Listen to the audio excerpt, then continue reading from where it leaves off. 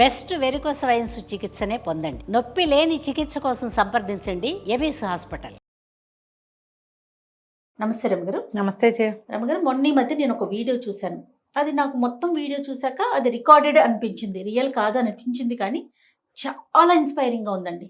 ఒక కానిస్టేబుల్ బండి మీద వెళ్తున్నాడు. వెళ్తూ వెళ్తూ సడన్గా తనకి హార్ట్ అటాక్ వచ్చింది. బండి పక్కన పడేసి కింద పడిపోయి కొట్టుకుంటున్నాడు. రోడ్డు అండి, 4 రోడ్లు, కార్లు వెళ్తున్నాయి, బైకులు వెళ్తున్నాయి, నడిచి వెళ్తున్నారు, పెద్ద పెద్ద వాళ్ళు అందరూ ఇలా చూసుకుంటూ వెళ్తున్నారు. ఒక అమ్మాయి, ఒక టీనేజ్ అమ్మాయి వెళ్తూ వెళ్తూ 2 అడుగులు ముందుకేసి మళ్ళీ వెనక్కి వచ్చింది. వచ్చి నేను చూస్తున్నా, ఓహో ఈ అమ్మాయి ఏదన్నా హెల్ప్ చేస్తుందేమోనని. అతనేమో గిలగిలగల కొట్టుకుంటున్నాడు. వీడియో తీసుకుంది. వీడియో తీసుకొని 1 నిమిషం పాటు వెళ్ళిపోయింది తను. అతను అలానే కొట్టుకుంటున్నాడండి.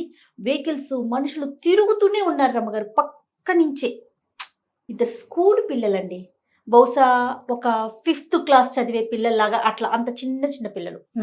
వాళ్ళు చూసుకుంటూ ముందుకెళ్ళి మళ్ళీ 2 వెనక్కి వచ్చారు. వెనక్కి వచ్చి ఒక పిల్ల ఆయన గుండెల మీద ఇట్లా సిపిఆర్ చేసింది. చేసిన తర్వాత ఆయన మెల్లిగా లేసుకొచ్చున్నాడు. వెంటనే వాటర్ ఇచ్చింది. పిల్లలు వాళ్ళకి తెలియదు కదా, వాటర్ బాటిల్ ఇచ్చింది. ఆయన వాటర్ తాగాడు. చాలా థ్యాంక్స్ అని చెప్పి వాళ్ళిద్దరిని హక్ చేసుకున్నాడు. కానీ మొత్తం నాకు చూశాక ఇది స్క్రిప్టెడే అని అనిపించింది. కానీ నిజంగా అలానే చేస్తున్నాం కదా, నిజంగా అదే జరుగుతోంది కదా. ఏదైనా యాక్సిడెంట్ అయ్యి ఒక మనిషి పడిపోతే ఎంతసేపు మనం వీడియోల్లో రికార్డ్ చేస్తున్నామే తప్ప ఒక చెయ్యి అందిద్దాం, ఒక్కసారి ముందుకెళ్దాం, మనం చేయగలిగింది పని కనీసం ఒక 10 మందిని పిలుద్దాం అన్న ఆలోచన కూడా ఉండట్లేదు కదా కదరమ్మగారు. అలాగే అవుతుంది జయ. ఏంటంటే మనకి ఎంతసేపు ఏదైనా క్యాప్చర్ చేసి ఎక్కడైనా దాన్ని ప్రజెంట్ చేసే గోల్ వచ్చేసింది. కానీ అందరూ అలా ఉన్నారని మనం అనలేం. లేదు, పిల్లలు కదా స్పందించలా. పిల్లలేమి, కుర్రాళ్ళు, అమ్మాయిలు, ఆడపిల్లలు, పెద్దవాళ్ళు కూడా స్పందిస్తారు. స్పందించాలి. ఎక్కువగా స్పందించట్లేదు. అంటే మొత్తం చేరిన గుంపంతా స్పందన లేదు. చాలా మంది చూడ్డానికి ఈ పర్సంటేజ్ ఎక్కువ ఉండాలి, ఆ పర్సంటేజ్ తక్కువ ఉండాలి కదా రమ్మగారు. చూడ్డానికి, రికార్డ్ చేయటానికి దానికే ఉంటారు. మన దగ్గర ఫోన్ ఉంటే ఇమీడియట్ గా 108కి ఫోన్ చేసేయచ్చు కదా, 800కో చేయొచ్చు. ఇక్కడ ఏదో ప్రమాదం, ఏదో ఇన్సిడెంట్ జరుగుతోందని నిమిషంలో రెస్పాండ్ అవుతారు కదా, వాళ్ళకి సహాయం అందుతుంది. అలాంటి ఐడియాలజీ కొంచెం తగ్గిపోయింది. రెండోది ఏంటంటే జయ, ఇది అసందర్భం కాదు కానీ ఒక మాట చెప్పాలి. మనము హింసని, రక్తాన్ని, ప్రమాదాలని, ఇలాంటి వాటిని చాలా ఎక్కువ చూసేస్తున్నాం జయ. చూడటంతో స్పందన తక్కువగా ఉంటుంది. 100% రమ్మగారు. మనము ఏదైనా ఒకటి చూస్తే చెలించిపోవటాలు అవి ఇప్పుడు లేవు. ఎందుకంటే మీరు ఎన్ని రకాల ఇన్సిడెంట్స్ మనకి రీల్స్ గాను, షార్ట్స్ గాను, టీవీలలోనూ ఎంత ధారాళంగా కనపడుతున్నాయి. సినిమాలు అయితే ఇంకా అసలు చెప్పనే వద్దు. రక్తపాతం, నెత్తుడిని సహజంగా తీసుకునే పరిస్థితికి మనం వచ్చేసాం. రమగారు, నేను న్యూస్ ప్రెజెంటర్ని కదా, ఎప్పుడైనా న్యూస్ అంటే లైవ్ చేస్తాం కదా. ఎక్కడైనా ఒక రోడ్డు యాక్సిడెంట్ జరిగింది, ఒక ప్రమాదం జరిగింది, దాన్ని ప్రజెంట్ చేయాలంటే కళ్ళల్లో నీళ్లు తిరిగిపోయాయండి. దాని గురించి చెప్పేటప్పుడు ఆ విజువల్స్ చూసేసరికి ఇప్పుడు మెల్లిగా తగ్గిపోయింది. చూసావా? అసలు ఏం లేదు రమ్మగారు. ఎందుకంటే మనం అలవాటు పడ్డామమ్మా. అయిపోయింది, అది చనిపోయారంట, అట్లా జరిగిందంట, అంతే క్యాజువల్ గా తీసుకుంటున్నాం. నీకు ఇది వరకు సినిమాల్లో సినిమా కష్టం వస్తే ఏడ్చేసే వాళ్ళం అందరం కూర్చుని. ఇప్పుడు చాలా హృదయ విదారకమైన వాటిని కూడా అలాగే చూస్తాం. మనం తినుకుంటూ చూస్తున్నాం, నవ్వుకుంటూ చూస్తాం. ఇప్పుడు టీవీ చూస్తామా, అందులో మరణాలు ఉంటాయి, రేప్ కేసులు ఉంటాయి, కనిపిస్తారు, యాక్సిడెంట్లు, సహజ మరణాలు, హత్యలు, పెళ్ళాల మొగుళ్ళని చంపేసింది, మొగుళ్ళు పెళ్ళాలను చంపేసింది, తల్లులు పిల్లల్ని చంపేసినవి. ఎంత భయానకంగా ఉంటుంది అంటే రమగారు, మూవీస్ లో సందర్భం కాబట్టి చెప్తున్నాను. అసలుకి బొమ్మల్ని కోసినట్టు, ఏదో జంతువుల్ని కోసినట్టు కోసేయటమే. విజువల్స్ కూడా చూసేస్తున్నాం మనం. ఇవన్నీ చూసి ఏ మాట పడితే అది రోతగా అన్ని మాటలు అన్ని దరిద్రంగా మాట్లాడేసి, దాంతో ఏమైంది, లోపల ఒక సున్నితత్వము, స్పందించే గుణము ఏంటంటే బాడీ పార్ట్స్ తెగి బయటపడటం. ఆ విజువల్ మన లోపల ఉన్న ఆర్గాన్స్ ని కూడా మనం బయట చూస్తుంటే ఇంక ఏముంటుంది, స్పందన లేవు. పాళ్ళు ఎవరో, మనదైతే మనకి బాధ, ఎదురిది ఏది మనని బాధించట్లేదు జయ. ఇప్పుడు ఎవరేదైనా తప్పు చేస్తున్నారనుకోండి, మనకెందుకు, చూసి ఊరుకోవటం. అక్కడ ఏదైనా అపార్ట్మెంట్లలో ఏదైనా ప్రాబ్లమ్స్ అయినా అంతే, నలుగురు మన చుట్టుపక్కల ఇళ్లలో ఏమైనా అంతే, మన ఎదురుగుండా రోడ్డు మీద ఏమైనా అంతే. ఆఫీసుల్లో ఏమైనా అంతే. ఎదుటివాడి ఇబ్బందికి కష్టానికి స్పందించే గుణాన్ని, ఆ సున్నితత్వాన్ని, ఆ స్పందనని మనం దాదాపుగా కోల్పోయాం జయ. ఇది మన దౌర్భాగ్యమే, ఇంకా మనం చేయగలిగేదేం లేదు. ఊరు మాట్లాడుకుంటున్నాం అంతే. మనం అవును అవును అలా చూసి అంటే అలాంటి చూడటమే కాదు, మళ్ళీ రికార్డ్ చేయటం, దాన్ని అప్లోడ్ చేయటం.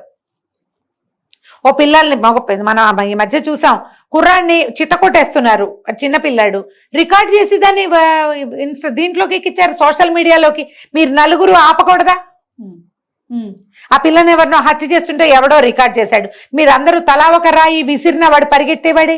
కనీసం ఆడపిల్లల్ని ఏదో చేస్తే మిగిలిన వాళ్ళు ఎవరు ఏమి స్పందించకుండా రికార్డ్ మాత్రం చేస్తారు. రికార్డ్ చేయడానికి ఉన్న సాహసం కొట్టడానికి ఎందుకు లేదు?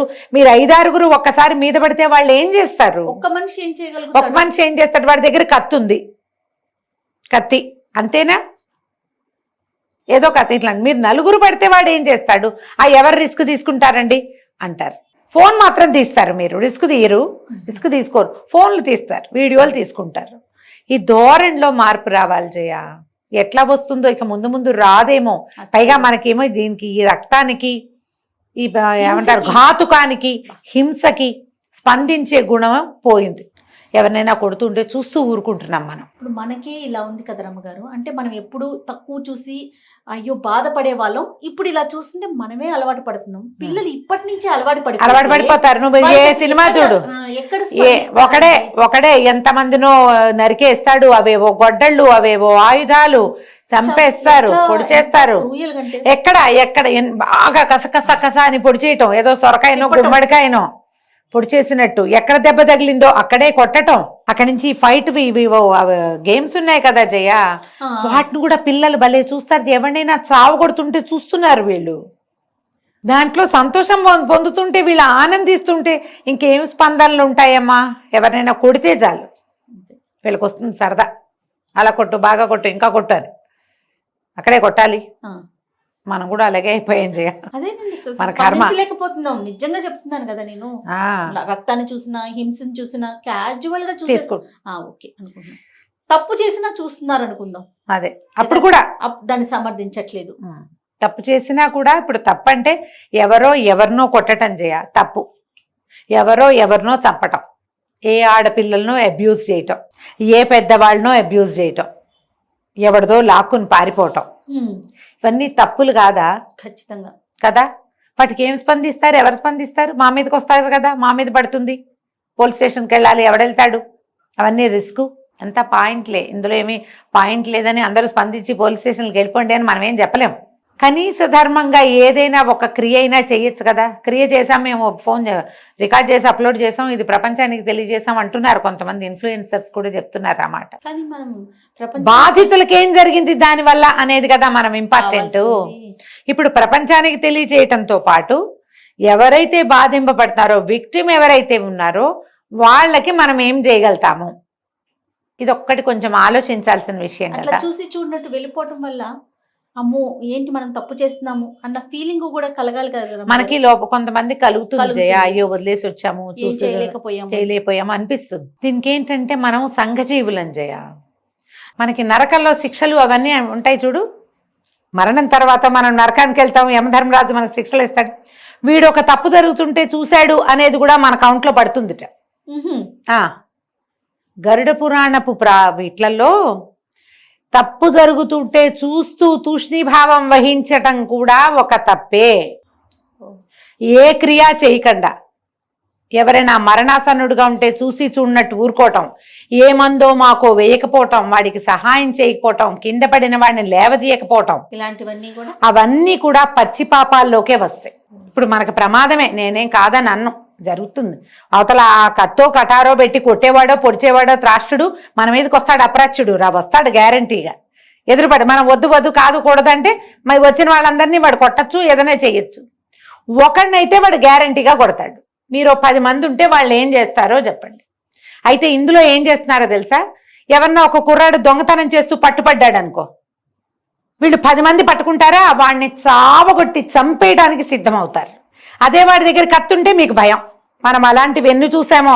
మామిడికాయలు దొంగిలించారని పిల్లల్ని చింతపరికలు పెట్టి ఉన్న వాళ్ళందరూ కొడతారు. అవి కూడా పాపాలేరా నాయన, వాటికి ఇంకా పెద్ద శిక్షలు ఉంటాయి. వాటికి ఇంకా నరకంలో ఇంకా పెద్ద శిక్ష ఉంటుంది. మీ పాపం చాలా ఎక్కువ. అందులో ఒకడు దొంగతనం చేస్తే వాడిని శిక్షించడానికి పోలీసులు కోర్టు వ్యవహారం చాలా ఉన్నాయి. ఏరా దొంగతనం చేస్తావని ఉద్వేగం పట్టలేక నువ్వు చెంపకాయ కొట్టచ్చు. మీరు నలుగురు చేరి 2 దెబ్బలు కొట్టి వాడిని కట్టేసి ఎవరికి అప్పచెప్పాలో వాళ్ళకి అప్పచెప్పాలి.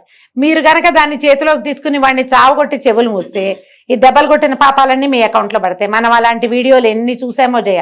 పైగా ఒకరిని కొడుతుంటే మిగిలిన వాళ్ళంతా రికార్డు చేసి కూడా పెట్టారు. కొన్ని రికార్డుల గోల ఎక్కడున్నా ఈ దరిద్రం ఒకటి. ఓ చిన్న కుర్రాడు రా వెదా మామిడికాయలు పోతూని కొబ్బరికాయ కొట్టేశాడు, ఏదో చిన్న దొంగతనం, దాన్ని కొట్టి చంపేయాలా? అదే వాడి దగ్గర కత్తుండి వాడు ఎవరినైనా ఏదైనా చేస్తుంటే నువ్వు ఇంత చేయగలవా? చేయలేవు. అప్పుడు నీకు భయం, నీ ప్రాణాలు ఇంపార్టెంట్. ఎవడైనా దొరికితే బలహీనుడు వాడిని కొడతారు. ఈ బలహీనుడిని కొట్టే పాయింట్ ఉంది చూడు, అది కూడా పాపమే, అది తప్పే. ఆపండి, ఇలా కొట్టద్దు. పోలీసులకు అప్పచెప్దాం. మనకు అవకాశం ఉంది కదా, బోల్డ్ అంత ఉంది మనకి. చట్ట న్యాయం బోల్డ్ ఉన్నాయి, సిస్టమ్ ఉంది కదా, అద్భుతమైంది. సిస్టంలోకి తీసుకుపోతే సరిపోతుంది. చట్టాన్ని మన చేతిలో తీసుకోవాల్సిన అవసరమే లేదు. ఉద్వేగంగా మనం పెద్ద దీంట్లో వాడిని పట్టుకుంటే ఒక చెంపకాయ చాలు, అంతకంటే కొట్టకూడదు. అది కూడా పాపం. అమాయకుల్ని కొట్టేయటం దొరికితే చాలు. ఇక ఈ ర్యాగింగులు వ్యవహారాలంటే అవి మరీ పచ్చి పాపాలమ్మా, అవి పాపమే. ఒకరిని ర్యాగ్ చేస్తారు, మిగిలిన వాళ్ళు వీళ్ళు మాట వించావరని వదిలేస్తారు. ర్యాగింగ్ చేసిన వాడికి ఎంత పాపమో, అంటే ఏడిపించిన వాడిది ఎంత పాపమో, వాడు ఏడిపిస్తుండగా ఊరుకున్న వాళ్ళది డబల్.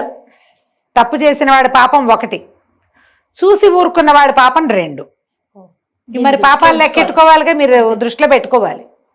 అన్యాయం జరుగుతుంటే, తప్పు జరుగుతుంటే, పొరపాటు జరుగుతుంటే, ఒకళ్ళకి ప్రాణాపాయ స్థితో లేదా అవమానమో జరుగుతుంటే సాధ్యమైనంత ఒక్క సౌండ్, ఒక్క వాయిస్ అయినా రైజ్ చేయండి.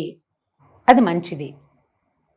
ఆగచ్చు కనీసం, దానికోసమైనా మనం ట్రై చేయాలి కదా. మనం పాపాలు పుణ్యాలు చెప్పుకుంటే ఇదైతే పాపమే గ్యారంటీగా. రైట్ అమ్మగారు, నమస్తే. నమస్తే జయ.